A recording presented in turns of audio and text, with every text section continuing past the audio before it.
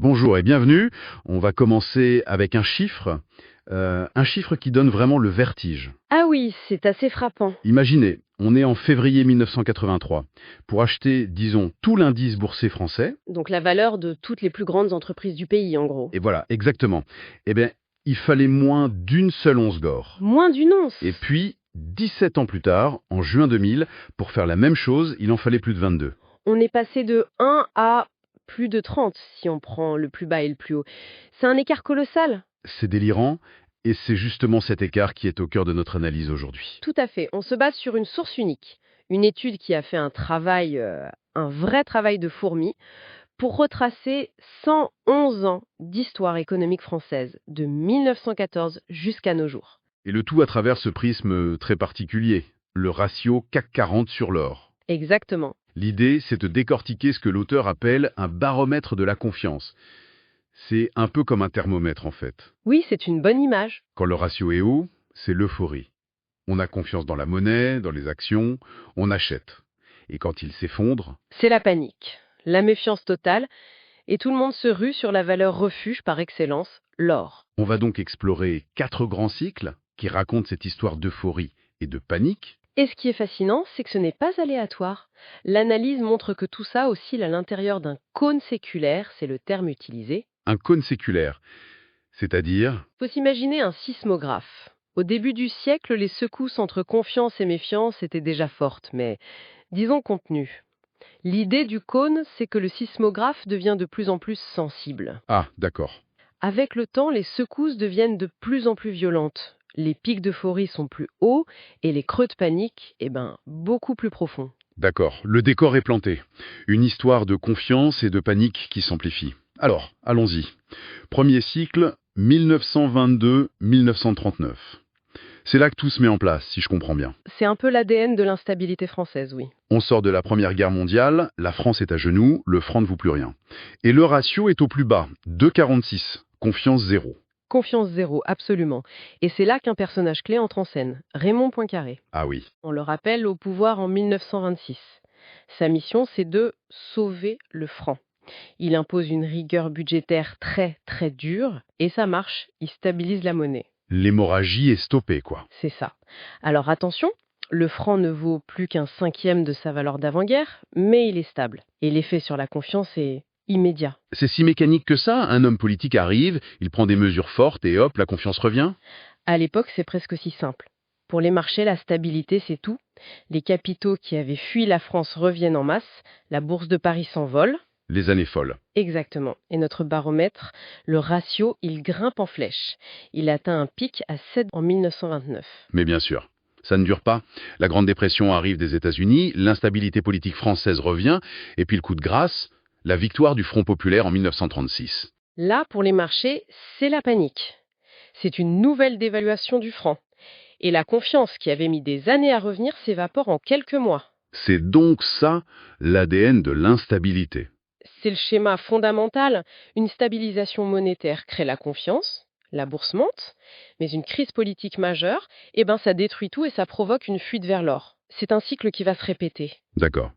Après ça, on entre dans le deuxième cycle, 1939-1950, le chaos de la Seconde Guerre mondiale. Et là, en regardant la courbe, il y a un truc qui cloche. Je vois où vous voulez en venir, le pic de 1942. Oui, le ratio atteint 9,60 en pleine occupation. Ça n'a aucun sens. La confiance serait au top sous les bottes allemandes. C'est une excellente observation. Et c'est une anomalie statistique totale. Il ne faut surtout pas y voir un signe de confiance. Alors c'est quoi? En fait, le marché était complètement faussé. La bourse de Paris fonctionnait, mais sous contrôle. Et surtout, la détention d'or par les particuliers était illégale. Ah d'accord. Donc le prix officiel de l'or Fixé par Vichy? ne voulait plus rien dire. Sa valeur réelle, elle, s'envolait au marché noir. Ce pic, c'est un mirage.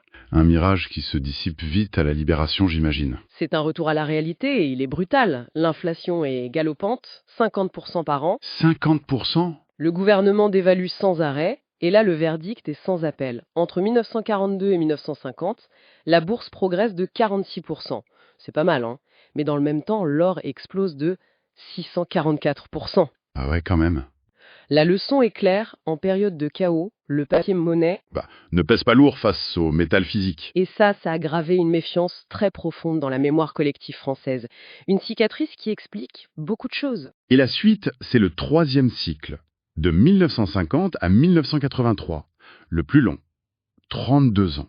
On entre dans les 30 glorieuses, on pourrait penser que ça va se calmer. Et au début, c'est exactement ça. La première phase du cycle, c'est une montée spectaculaire, c'est la reconstruction, la croissance, le niveau de vie qui explose. Et puis, il y a un facteur politique, le retour de De Gaulle en 58. Et la création du nouveau franc, en 1960, on enlève 2 zéros. Un geste symbolique très fort qui restaure la confiance, et le ratio décolle. Il atteint un sommet à 16,75 en 1962. C'est le plus haut qu'on ait jamais vu. C'est l'apogée de la confiance dans le modèle français, l'État stratège, la monnaie stable. C'est le zénith. Mais c'est aussi le début de la fin de cette confiance. Le point de rupture, c'est le départ de De Gaulle en 1969. Son successeur, Georges Pompidou, n'est pas un militaire. Non, c'est un ancien de la Banque Rothschild. Et ça change tout. C'est un changement de doctrine économique majeur qui s'amorce. C'est-à-dire, qu'est-ce qui change si radicalement? C'est un point crucial de l'analyse. Pour simplifier, sous De Gaulle, l'État se finançait beaucoup près de la Banque de France, à taux zéro. C'était un financement souverain. D'accord. À partir de Pompidou, l'État va progressivement abandonner ce modèle pour aller emprunter sur les marchés financiers, comme une entreprise ou un particulier. Et là, il faut payer des intérêts et on est soumis au jugement des marchés. Voilà, cette fragilisation interne est aggravée par deux chocs externes. D'abord, 1971, la fin de Bretton Woods. Nixon déconnecte le dollar de l'or. Fin du système monétaire mondial. Et puis les chocs pétroliers. L'inflation repart, le franc s'affaiblit. Et le coup de grâce, c'est 1981, l'élection de François Mitterrand. Le programme commun, les nationalisations, la panique a été immédiate. Foudroyante. Les capitaux fuient le pays. Le gouvernement tente une politique de relance à contre-courant du reste du monde. C'est un échec. Résultat, Ouais. 3 dévaluations en 18 mois. La confiance est pulvérisée. Anéantie. Et c'est là qu'on touche le fond du fond. Le 18 février 1983, le ratio s'effondre à son plus bas niveau historique absolu, 0,71. C'est incroyable. Ça veut dire que la valeur de toutes les plus grandes boîtes françaises, toutes réunies, était inférieure à celle d'une once d'or. C'est un vote de défiance total, le point le plus bas en 111 ans. Et c'est de là que va démarrer le 4e cycle, l'ère moderne, le plus ample, le plus extrême de toute l'histoire. On attaque donc la deuxième partie, de 1983 à aujourd'hui. Et ça commence par une remontée spectaculaire. Comment on passe du désastre absolu à une telle euphorie? Par un virage politique à 180 degrés. Mars 1983, quelques semaines après, le plus bas, Mitterrand opère le fameux tournant de la rigueur. Il abandonne son programme et choisit l'Europe. L'austérité, la discipline monétaire, c'est le début de la politique du franc fort arrimé au très solide Deutschmark allemand. Et ça marche. L'inflation est maîtrisée, la perspective de l'euro rassure les investisseurs, et là-dessus arrive la bulle Internet. L'euphorie est totale. À ce moment-là, l'or s'est vu comme une relique barbare, un truc de grand-père. Complètement dépassé. C'est le triomphe absolu de la monnaie qui n'est basée que sur la confiance. Et le sommet de cette confiance est atteint le 2 juin 2000. Le ratio explose à 22,35, un record absolu. On pense que l'instabilité française est guérie. C'est ça, hein. Vaincue par l'euro. C'est ce qu'on pense, mais ce qui monte doit redescendre. Et on entre alors dans la phase baissière de notre cycle, de 2000 à aujourd'hui. Et là, l'analyse montre un schéma très particulier. Une érosion de la confiance par palier, c'est ça? Oui, ce n'est pas une chute continue, c'est une série de crises, suivies de rebonds. Mais chaque rebond est plus faible que le précédent. C'est comme un ballon qui rebondit en bas d'un escalier. Il va de moins en moins haut. Voilà. Le premier choc, c'est l'éclatement de la bulle Internet. Le ratio s'effondre. Il y a un rebond jusqu'en 2007, mais ce nouveau sommet, il n'atteint que 57% du pic de l'an 2000. C'est le premier signe d'alerte. Et c'est pile à ce moment-là qu'a lieu une anecdote assez incroyable.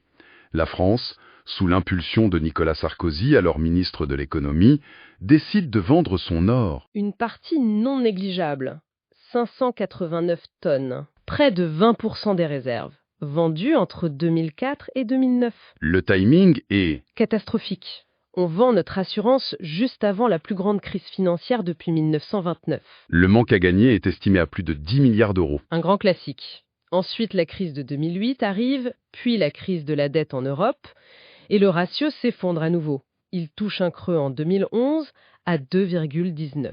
On est de retour au niveau de 1939. À la veille de la guerre. C'est comme si 70 ans de confiance avaient été effacés d'un coup. C'est un choc terrible.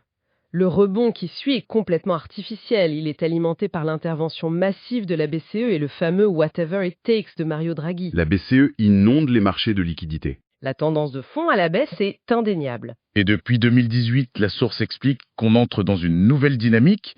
Ce n'est plus seulement financier. C'est géopolitique. La guerre commerciale USA-Chine, la pandémie, puis la guerre en Ukraine et le gel des réserves russes en dollars, ça a tout changé. Ça change la perception de l'or. Exactement. Les banques centrales des pays émergents, les BRICS en tête, ont compris une chose. Leurs réserves en dollars ou en euros peuvent être gelées. Du coup, elles se sont mises à acheter de l'or massivement. C'est une assurance vie géopolitique en fait. C'est un actif de réserve stratégique, neutre et hors de portée des sanctions. Ce qui nous amène à la situation d'aujourd'hui, en janvier 2026, selon la source. Et là, c'est le grand paradoxe. Le CAC 40 est à un sommet historique, plus de 8000 points. Et l'or aussi est à un sommet historique, à 3680 € l'once. Mais leur ratio, notre baromètre, est à 2,23, c'est-à-dire un niveau de crise. Comment c'est possible? C'est le cœur du paradoxe actuel. Normalement, quand les actions sont au plus haut, la confiance devrait régner, le ratio devrait être élevé. Or, il est à des niveaux de crise. Donc, l'interprétation, c'est quoi?